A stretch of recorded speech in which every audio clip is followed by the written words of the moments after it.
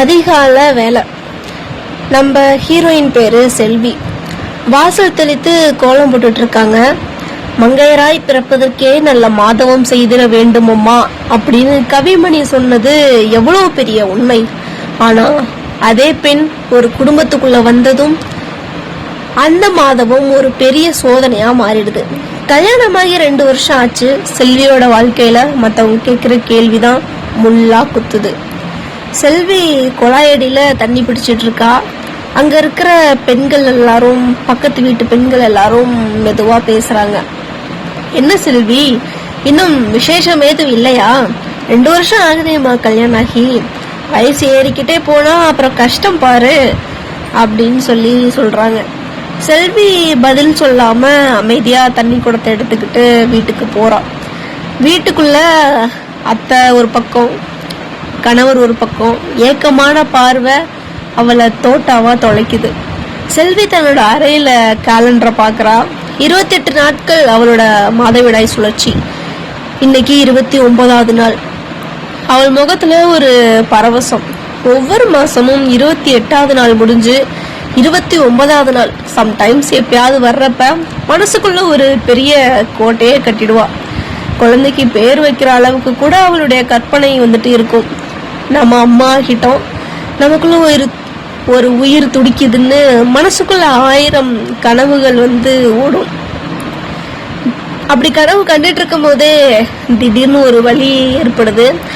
மாதவிடாய் வந்துருது. செல்வி பாத்ரூம் சவரை பிடிச்சுக்கிட்டு மௌனமா அழறா.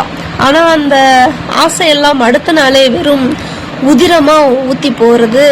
அந்த வலி இருக்கே, அந்த உடம்பு வலி இல்ல, உசுரோட வலி. டாக்டர் கிட்ட போறாங்க. டாக்டர் ரிப்போர்ட் எல்லாம் பார்த்துட்டு, செல்வி பயப்படாதீங்க, உங்க 2 பேருக்கும் எல்லா ரிப்போர்ட்டும் நார்மலா இருக்கு, எந்த பிரச்சனையும் இல்லை அப்படின்னு சொல்றாரு. செல்வி அதுக்கு கேக்குறா, அப்புறம் ஏன் டாக்டர் இவ்வளவு தாமதம், எல்லாரும் கேக்குறாங்களே அப்படின்னு சொல்லிட்டு. டாக்டர் அதுக்கு சொல்றாரு, இங்க பாருங்க செல்வி, பிரச்சனை உங்க உடம்புல இல்ல, கேட்கிறவங்க வாயில தான் இருக்கு. Good things take time. கல்யாணமான அடுத்த மாசமே கன்சீவ் ஆகிறது சாதாரணமான ஒரு விஷயம். ஆனா பல போராட்டங்களை கடந்து மனசை தேத்திக்கிட்டு வர்ற அந்த தாய்மையும் தான் ஒரு பெரிய வரம் அப்படின்னு சொல்றாங்க.